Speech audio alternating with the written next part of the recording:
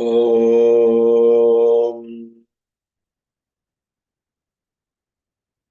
Om.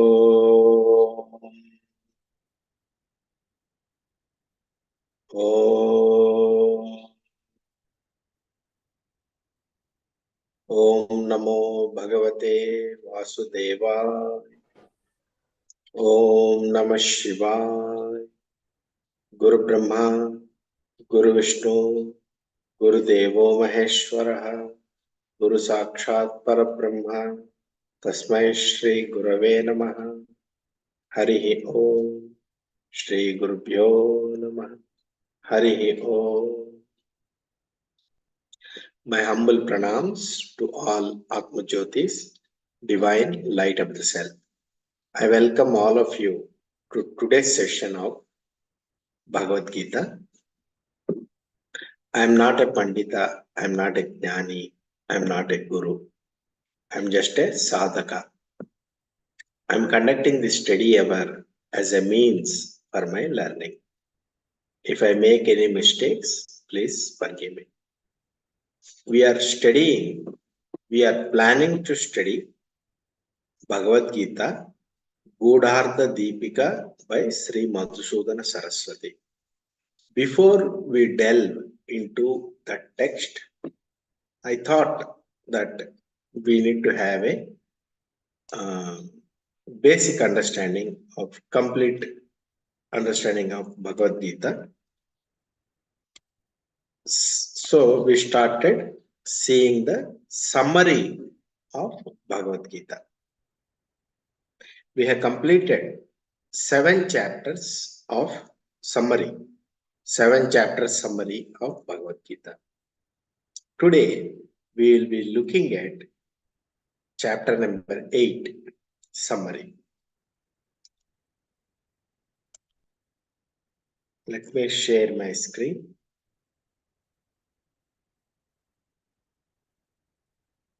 Chapter number 8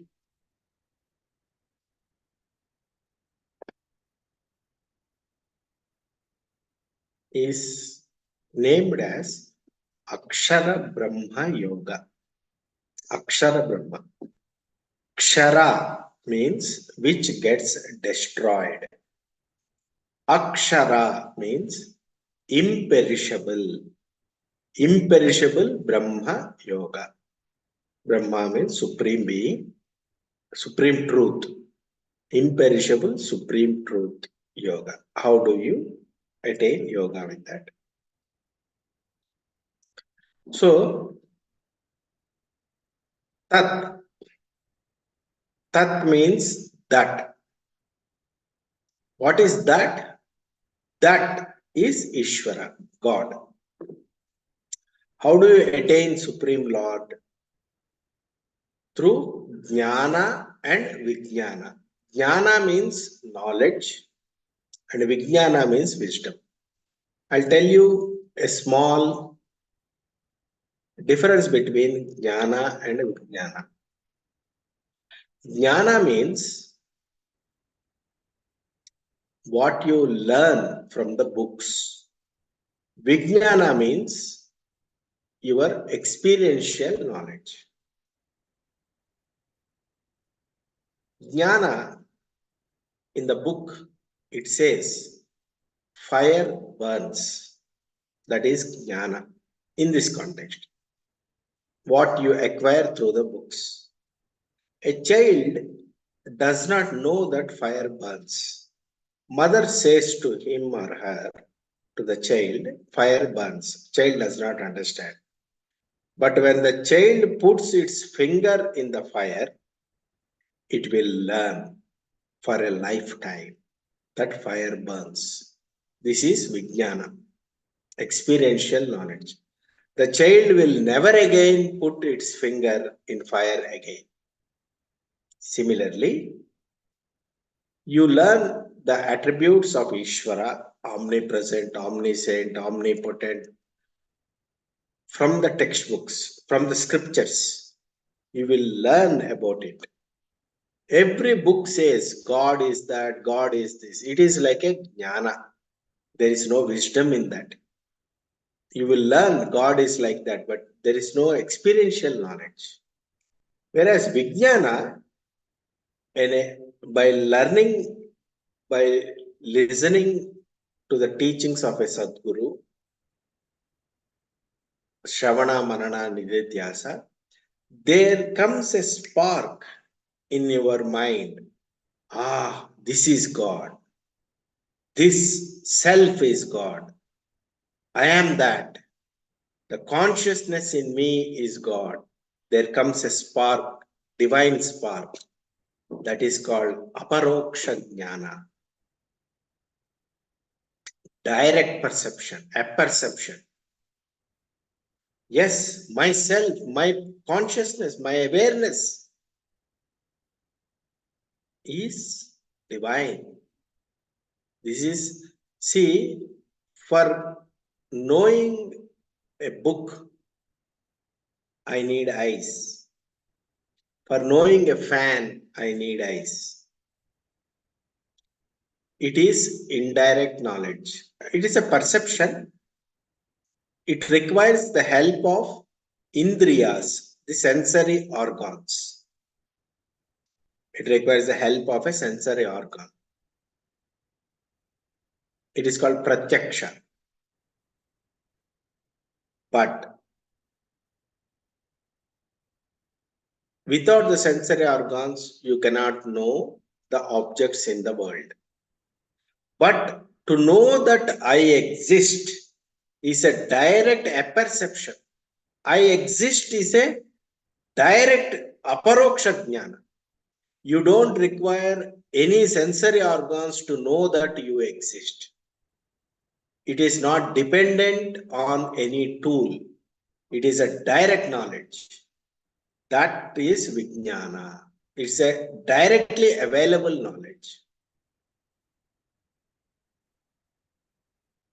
Everybody learns from books, from religious heads, what God is, how to do puja and all.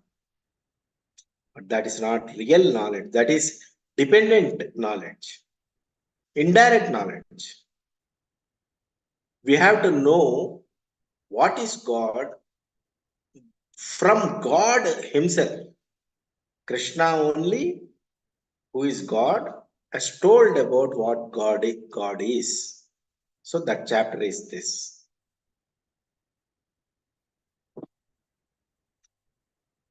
1 to 4 subsections, questions about nature of God.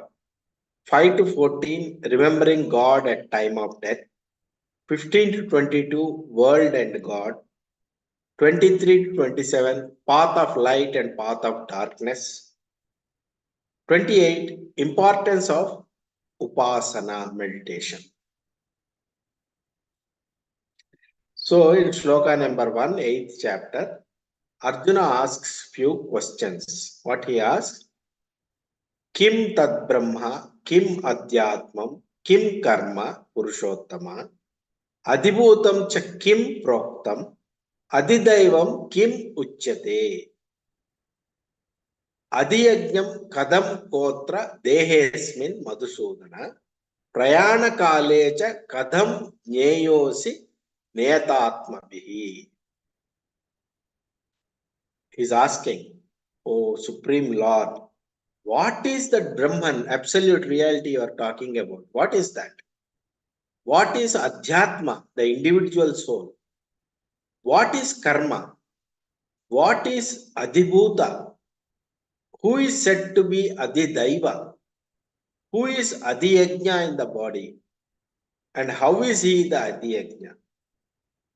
O Krishna, how are you to be known at the time of death by those of steadfast mind? These are the questions of Arjuna, which Krishna explains in this chapter. The Supreme Lord said in sloka number 3, the supreme indestructible entity is called Brahman. Aksharam Brahma Paramam. Aksharam, the undecayable, indestructible Ksharam means which gets destroyed. Aksharam means which doesn't get destroyed. Indestructible entity is called Brahman. If you see in this world, everything is indestructible. What is not, everything is destructible. What is not indestructible, what is not destructible, what is indestructible entity is called Brahman. Whether such an entity exists or not, we will see. One's own self is called Adhyatma.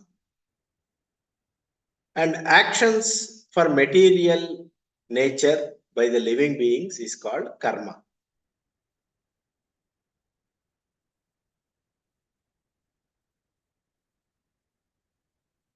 The physical manifestation that is constantly changing the world, as you see, the prakriti, the nature, everything is constantly changing. That is called adhibhuta. And the universal form of God, which presides over the celestial gods in this creation, is called adidaiva. And I, Krishna is saying, when he refers I, it is the transcendental form of Krishna. I, who dwell in the heart of every living being. How does he dwell in the heart of every living being? Heart here is the intellect, and he exists in every being as the awareness. He is called Adhiyajna, or the Lord of all sacrifices. He exists as the I am in me, the I am in you, I am in everyone. He is called Adhiyajna. Krishna is called Adhiyajna.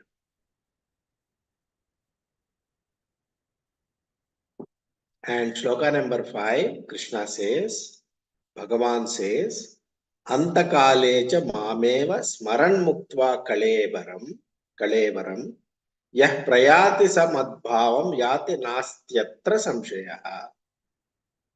At the time of death, those who remember me means the Atma, the Brahman, at the moment of death will come to me, to Krishna. If you remember Krishna at the time of death, you will go to Krishna. There is certainly no doubt about this.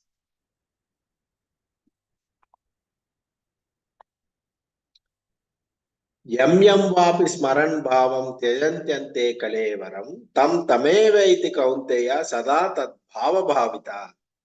Whatever one remembers upon giving up the body at the time of death, O son of Kunti, one attains that state, being always absorbed in such contemplation.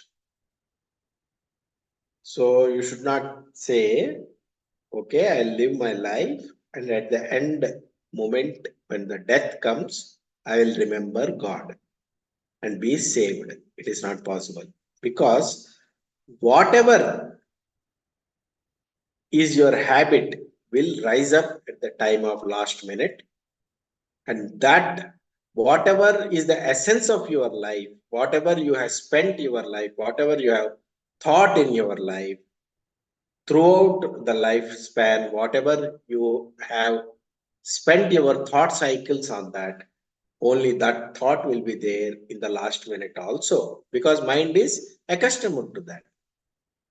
Based on that, next life will be determined. There are two stories in Bhagavatam. In Srimad Bhagavatam, there are two stories. There is a person called Ajamila. He is a pious Brahmin and he studied Vedas. He did many tapasya.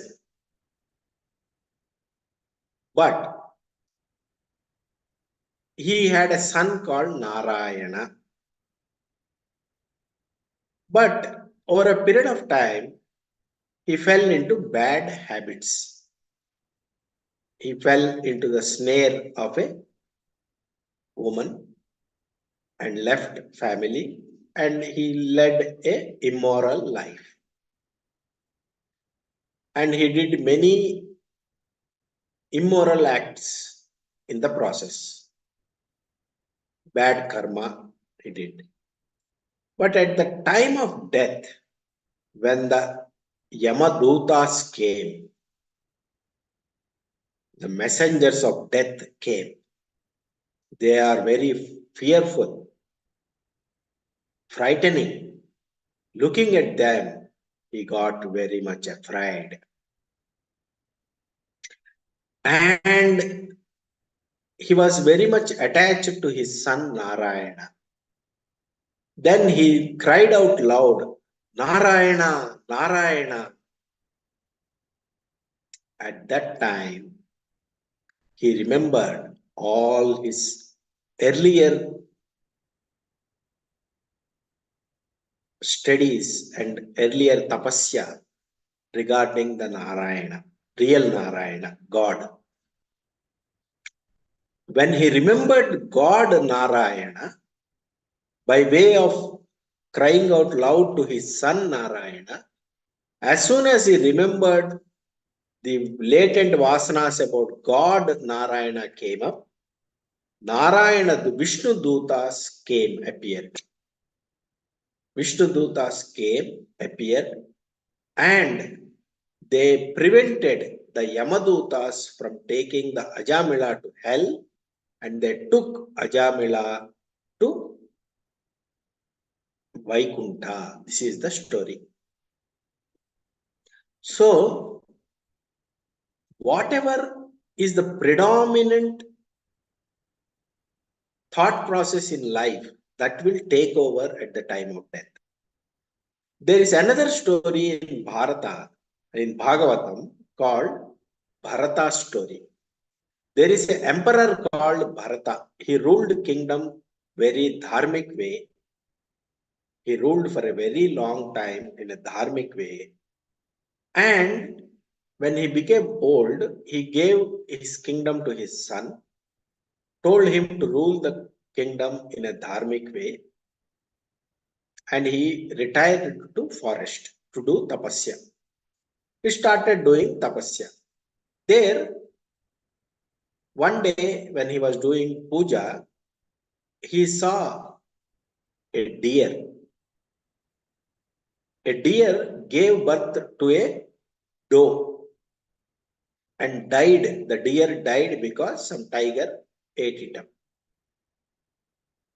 This little deer, this Bharata, who is by now a tapasvi, saved the baby deer, took the baby deer to his ashram. He took care of the baby deer. Baby deer also grew up very fond of Bharata. Then the baby deer became the center of his attention. At the time of death of Bharata, he was thinking about the baby deer. He was thinking, what will happen to this baby deer without me? This baby deer nobody will be taking care of this baby deer. And he died. Because of the last thought in his mind about the baby deer, he was reborn as a deer in his next life. But due to his punya, he remembered his previous life. Then he remembered, oh, because I took the name of baby deer at the time of death, I got this body called deer. So he remembered that. So he stayed near Rishi's ashrams and listened to the satsangs as a deer. When he died as a deer, he was reborn as a human being again. When he was reborn as a human being, he remembered his previous lives. He remembered that as King Bharata, he was thinking about deer and he took birth as a deer. So, as human being, he did not think of anything else except God in this new life. He learned his lesson. So much so that he did not talk to anybody. And in this life, he remained like a deaf and mute person, not talking to anybody, not responding to anybody, only thinking about God. So he is named as Jada Bharata. Jada means insentient, stone like. He is named as Jada Bharata. In that life, one king on the path encounters Jada Bharata and inquires about Atmajnana, and only then Jadabharata teaches Atmajnana to king. This is the story in Bhagavatam. And in this life, Jadabharata meditates on God only, and when he dies, leaves his body, he remembers God and he merges in the totality, in the God. These are the two examples given in Bhagavatam story. Therefore, whatever one remembers upon giving up the body at the time of death, O son of Kunti, one attains that state, being always absorbed in such contemplation. This is what is the meaning of this shloka. And who is God? The definition is given here. Kavim Puranam Anushashitaram Anoraniyan Samanusmaretya Sarvasya Dhataram Achintya Rupam Aditya Varnam Tamasah Parasta Prayana Kale Manasachalena Bhaktya Yoga Balena Chaiva Bhruvor Madhya Pranam Aveshya Samyak Satam Param Purusham Upaiti Divyam. Two shlokas here, 9 and 10. Very important. Kavim Puranam Anushasitaram Anoraniyan Samanusmaritya Sarvasya Dhataram Achintya Rupam Aditya Varnam Tamasah Parasta. This is the description of Supreme. God is omniscient, the most ancient one, the controller, the one who controls us, subtler than the subtlest, support of all, possessor of an inconceivable divine form, Achintya Rupam, you cannot think about God. Aditya Varnam, brighter than the sun. Tamasah Parastat, beyond all darkness of ignorance. And second sloka, Prayana Kale means at the time of death. Manasa Chalena, with unmoving mind, attained by the practice of yoga, Yoga Balena Chaiva, fixes the prana, Bhruvor Madhye, at the eyebrow center, Agna Chakra, at this point, and steadily remembers the divine Lord with great devotion, certainly attains him. Here is the technique. So, it is not possible at the time of death to put prana here. You have to practice it while alive now. You have to continuously practice it, keeping your mind here and thinking about God. Then at the time of death, your prana will move here by habit, and you will think about God and you will merge with God.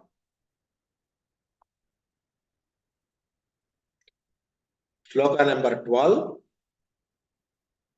Sarvadvarani sanyamya manohrudi niruddhyacha murdhyayadhatmanaha pranamastito yogadharana.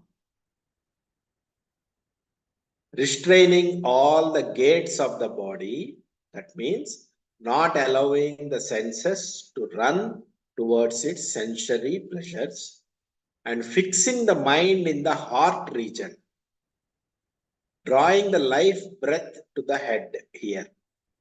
One should get established in steadfast yogic concentration.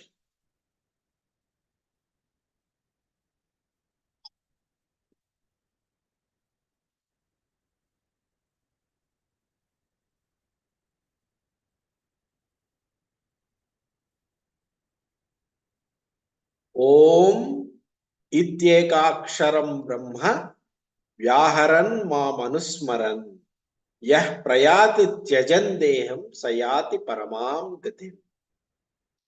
Om. This is the representation of God. That sound is the representation of God.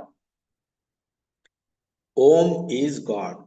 One who departs from the body while remembering me, the Atma, the super soul, supreme Brahman, the supreme personality, and chanting the syllable Om and keeping the mind here. This is the practice lifelong one has to do. One will attain the supreme goal.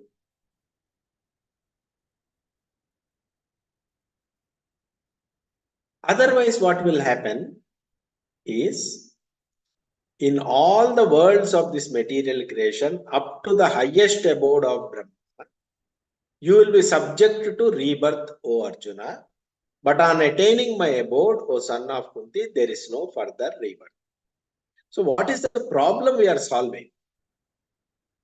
If there is rebirth, if you say, if there is rebirth, what is the problem? Then Bhagavad Gita is not for you. Because upon taking a rebirth, you will again go through the vicissitudes of the life. There will be ups and downs.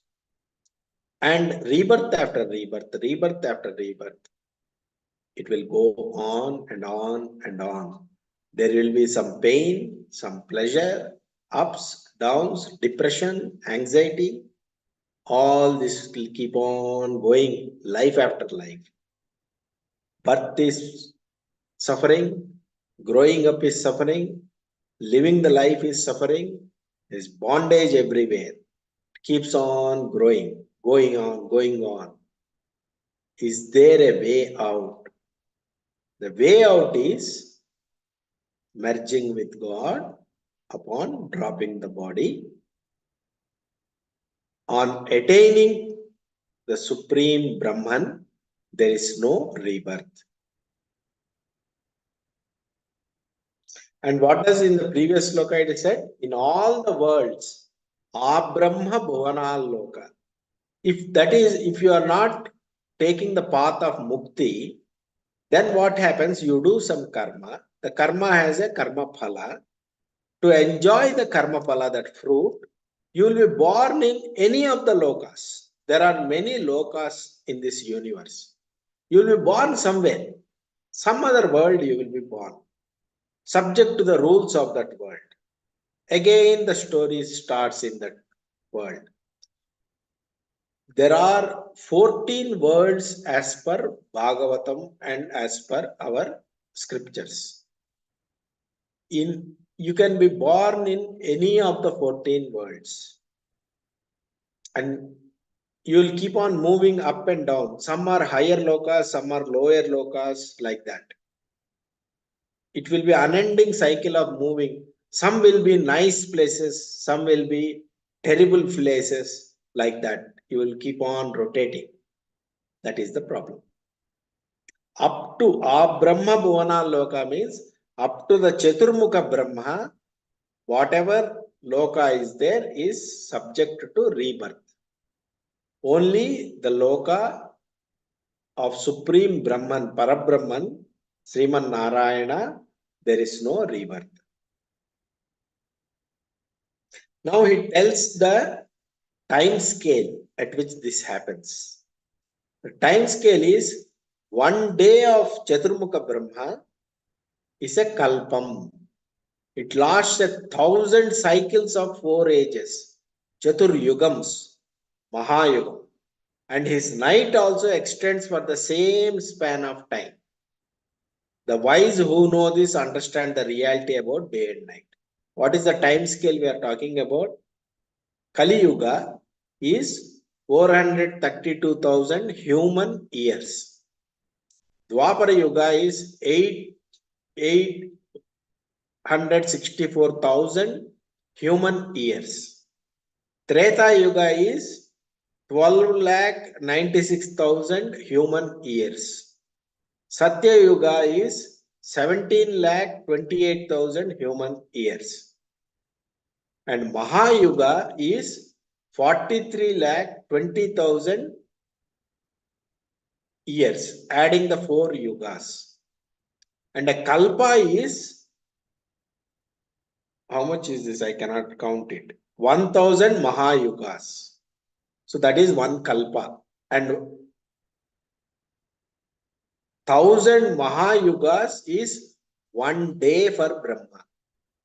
This many scale of life, you have to keep on taking birth after birth after birth and going through the suffering life after life after life. And this is 1 day of Brahma. And Brahma will live for 100 years. After that, great dissolution will happen. Again, Brahma will be born. Another 100 years of Brahma. You will be born again. So there is no end to this.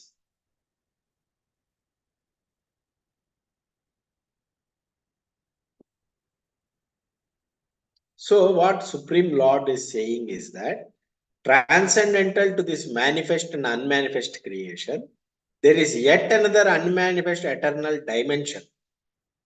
That realm does not cease to exist, even when all this manifest, unmanifest continues to do.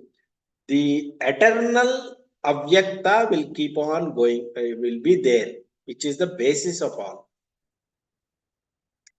That unmanifest dimension is the supreme goal, and upon reaching it, one never returns to this mortal world of suffering. That is my supreme abode. Say Krishna's abode. The supreme divine personality is greater than all that exists. Although he is all pervading and all living beings are situated in him, yet he can be known only through devotion, bhakti. And then he talks about the different paths each person will take. There is a secret about what happens after death. What is a path? There are two paths. Knowing these two paths, a yogi will not be bewildered because he doesn't want to go in both the paths. I mean, he will not make mistakes in going into the returning path. There is a non-returning path and there is a returning path. It is called Uttarayana and Dakshinayana. In the Hindu calendar, they say Uttarayana from Makara Sankranti to 6 months. And later part of 6 months is called Dakshinayana. One is the movement of sun from January to, I think, July. And from August to December is southern travel of sun. That is called Dakshinayana, and January to July is called Uttarayana. In a calendar, this thing. But symbolically, it represents one is a path of light, northern movement of sun, and southern movement of sun. It symbolizes a wisdom oriented life and a desire-oriented life. That's how you have to understand it. It's not about sun movement. It's about a selfless life you are leading or a selfish life you are leading. Selfish life is termed as Dakshinayana or dark, ignorant life. And Uttarayana is a life full of wisdom, full of light, selfless service. That is what Uttarayana and Dakshinayana are about. A person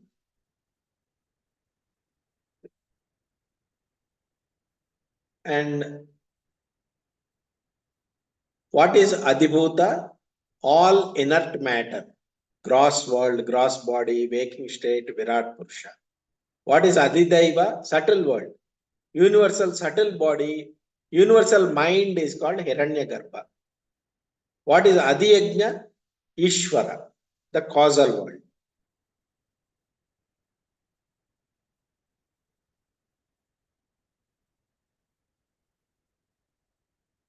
What is death? Death is, this is gross body, matter. There is a subtle body called mind. The mind, which is called subtle body or the individual soul, Jivatma, disassociates with the body and moves on to another body. That is called death of the body. But as such, a person is never dead. There is no death for the soul. The mind or the subtle body disassociates with this body and associates with another body. That is birth, this is death. When the subtle body mind associates with a body, it is called birth. When the subtle body mind disassociates with the body, it is called death of the body.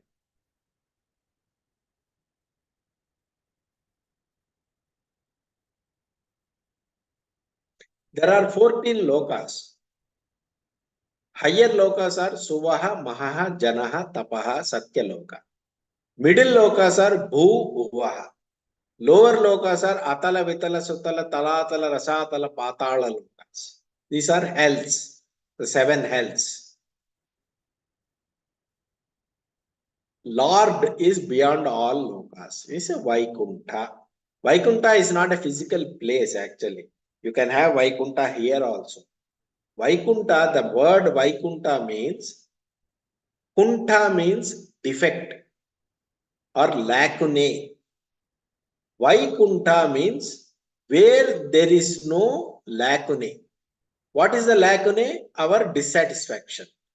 If we are contented, satisfied, that is Vaikuntha. That is the real meaning of Vaikuntha. Path of light and path of darkness we have seen.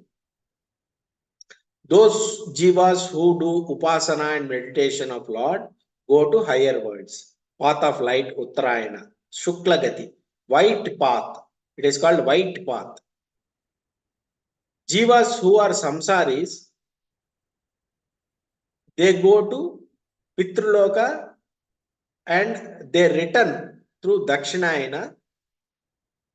And jivas who are sinners, who do adharma, they will go to nether worlds, hell, path of darkness. So, what is the importance of meditation, upasana? It purifies the heart, chitta shuddhi, qualifies a person for higher worlds, for sadhana, qualifies a person to meet a Sadguru and receive Atma Jnana. Path is called Krama Mukti, gradual movement, upward movement, or Jivan Mukti. If you are fortunate to meet a Sadguru, you will be liberated while alive. Mind cannot be 100% inward or 100% outward. It is not possible. You cannot keep on meditating. It is not possible. You cannot keep on acting in the world. It is also not possible. Sometime you have to take rest, meditate, and sometime you have to act in the world.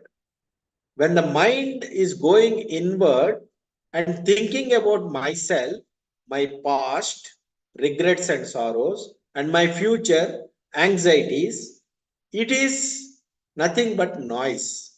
The way you are using the mind is incorrect. If you use the mind going inwards, thinking about God, silence, meditation, upasana, it is called Atmano Mokshatam. You are using mind for your upliftment. Mind going outwards with desires, selfishness is called karma roga, disease of karma. You will keep on acting for your selfish desires and you will be agitated and all. Mind going outwards into the world to do selfless service is karma yoga. Jagat hitaya cha, for the welfare of the world. So this is how we have to live. With this, chapter 8 comes to an end.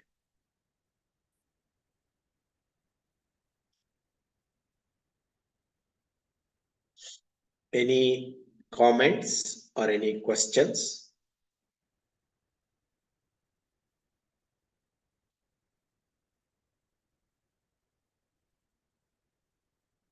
Is it clear?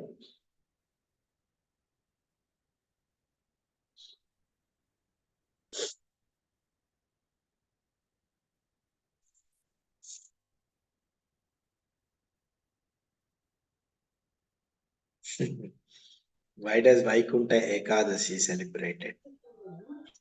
See, there is, I'll tell you, I will not answer you directly. I'll tell you one thing. Our scriptures are of different types. There is Veda. Veda. Veda is further classified into Karma Kanda, Upasana Kanda, and Jnana Kanda. Jnana Kanda consists of Upanishads.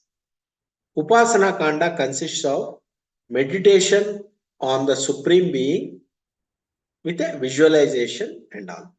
Karma Kanda is about doing rituals, how to do the rituals, how to put the yajna, how to do yajna, how to pour ghee, what mantras to chant. So almost 95% of Veda is Karma Kanda. It tells you how to do karma. About 4% is about Upasana Kanda. How do you do meditation on God as a person? And about 1% or less than 1% is a Jnana Kanda, which is Upanishads. Okay, so this is the scheme as per the Vedic scheme. We are very much far away from Vedic culture. Vedic culture was formed some 10,000 years ago.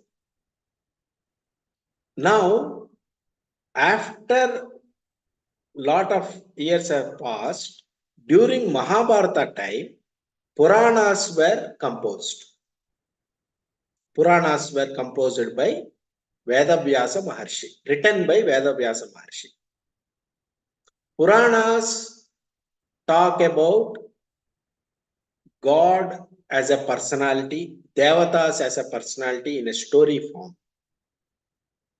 Their purpose is to tell the same truth in a story form so that people who cannot understand the concepts of Veda and Upanishads can understand the same truths when told in a story form. So what happened is people forgot about Vedic knowledge. The way of Veda has been forgotten. Only select few who are Vedic Pandits, they follow the Vedic path. Very select few Vedantins, very select few study Vedanta, which is a rational way of looking at things. Whereas most of the Hindu religion right now is following Puranic religion. Whatever written in the stories, whatever forms described in the stories became gods. And we are following that. And many people wrote so many things like this is a festival, that is a festival, uh,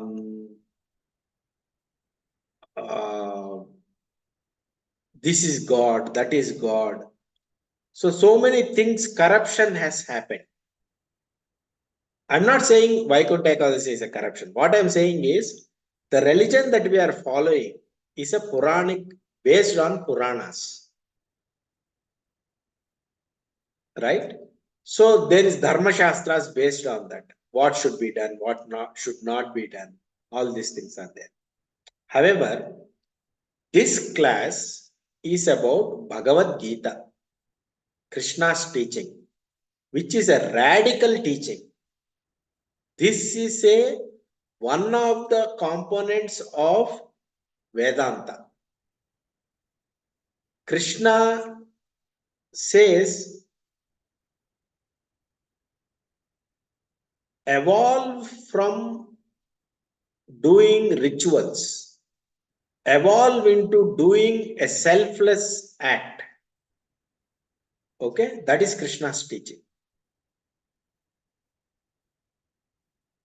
And have jnana, wisdom. Vedanta is based on Upanishads, which is Jnana Kanda of Vedas,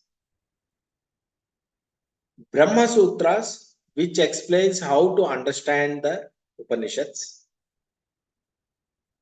and Bhagavad Gita, which is a unique teaching, which is the gist of all Upanishads. You are a student of Vedanta when you are studying Bhagavad Gita. Now, about rituals, what needs to be done, what needs to be followed, they all have their place. I am not denying that. But you have to evolve more than that. When you are talking about Vedanta, you have to keep a fundamental aspect in your mind. You are Atma. Atma means Nitya Shuddha Buddha Mukta Asanga Swabhavam. You are Atma, you are Supreme Being. You have no karma. You are pure. You don't have to do any vratas, homas, or anything. This is a fundamental premise of Vedanta. Of course, in the process of evolution, they have their place. But since you have come to Vedanta, you have to take yourself into a higher level and look at things from the consciousness perspective. As a consciousness, you are already Brahman. You are already consciousness. You are already Atma. By doing Upavasa, Ekadashi Vrata, or Vaikuntha Ekadashi, or Japa, Puja, you are not going to attain Brahmanhood. You are already Brahman. You have to recognize that. Now, coming to, I hope I have answered your question in some way. Now, coming to your question, why do we do Vaikuntha Ekadashi? That has relevance in the Puranic religion. I am not a master of that religion. So I cannot answer that way. I can only answer in this way. I hope I have answered you in some way. Can you please tell me whether you got the answer? Okay. Srideviji, you want to ask something?